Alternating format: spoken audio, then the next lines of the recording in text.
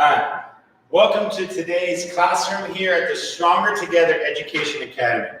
I'm Spencer Aiken, your PE innovator, helping you understand and use fitness strategies to help your students develop better body control, more self-awareness, strength, coordination, catching skills, life skills, movement skills, and all the things that are lifelong skills. Today we're talking unilateral training, aka just one limb training. So like a one-legged squat. All right, also known as isolateral, one, iso or uni meaning one. All right, when we think of fitness training, we generally think of doing both, bilaterally, okay, both, B-I, bi. Okay, so a squat would be bilateral. A barbell curl would be bilateral, 1, 2. Bench press would be 1, 2, bilateral. There is benefit to helping develop our coordination by allowing us to focus on the one limb at a time, which will help to develop any strength discrepancies and balance issues so that we can address those before they become major.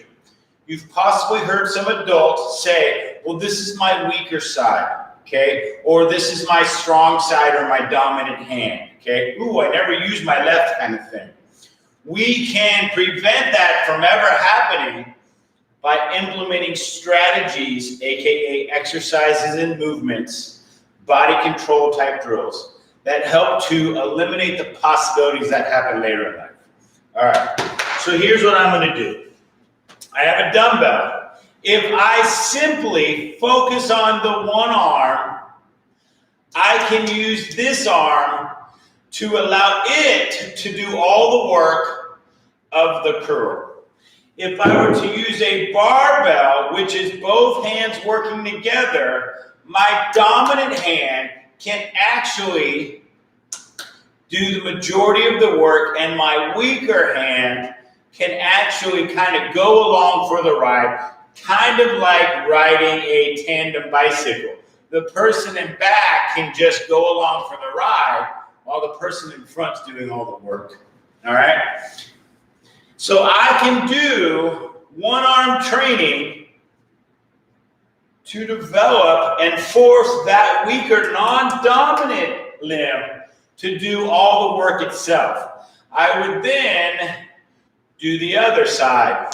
Now, question I get all the time is, well, what if one side is weaker? How many do I do? I generally tell them this. Do as many as you can with that weaker arm. Let's say I got 10, and then I do 10 with the stronger dominant hand. Now, some of you might say, well, this hand's never getting as much work. Sort of. What's happening is this side is getting a ton of work, and he or she will then have to catch up because the stimuli, we've talked about overload before, overload principle, the stimuli presented is greater than for this side. Therefore, this side will catch up quicker. This side's not really missing out. It might not be ramping up in strength as fast, but eventually you'll catch up to where they are now equal. I've always said I'm glad, and it was a goal of mine, for people not to know which is my dominant hand. Am I left-handed or am I right-handed? Okay, you probably won't be able to tell because the truth be known, I don't even know which is my dominant hand. Certain aspects of certain things I'm better at left-handed, better at right-handed. All right, so doing a dumbbell bench press.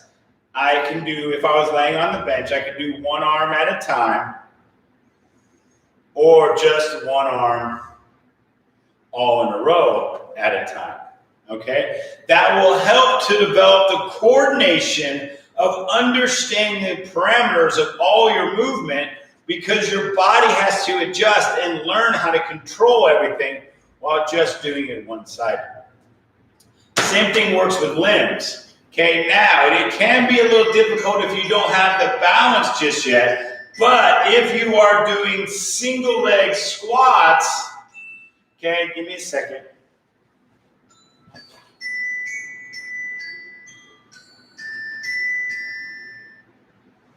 Okay? All right, sometimes going live, that happens. So, when I'm doing single leg squats, I have to work on balance. So I might need a stick or something to hold on to, but I can do single leg. Those are not great range of motion squats because I haven't warmed up. But single leg, okay, I can do kicks, kicks, kicks, and all that, which force certain muscles to develop, okay? I can do my single leg press type exercises, forcing individual legs to develop. I can do kicking movements for, that's horrible form by the way, for like cardio kickboxing or regular kickboxing. All of those skills can be developed, but you would want to use the other side as well to develop an overall approach. All right? So, the lesson being for today. Generally speaking, our fitness is based around bilateral training. We do need to incorporate unilateral training in order to potentially fix any discrepancies we may have in control, strength, sort of body awareness, because that body awareness, as my doing the bench press on one side, I have to actually control better with this side so that I don't roll off the bench. All right? So, all of those skills can be developed with unilateral training. And the fact that you can start to now implement unilateral training, you can start to offset any of those strength and or lack of coordination discrepancies your students may have. All right? That's all I have for today. I'm Spencer Aiken with the Stronger Together Education Academy. This was our lesson on unilateral training and how it can help you develop better overall body awareness, body control, and body strength. Thank you.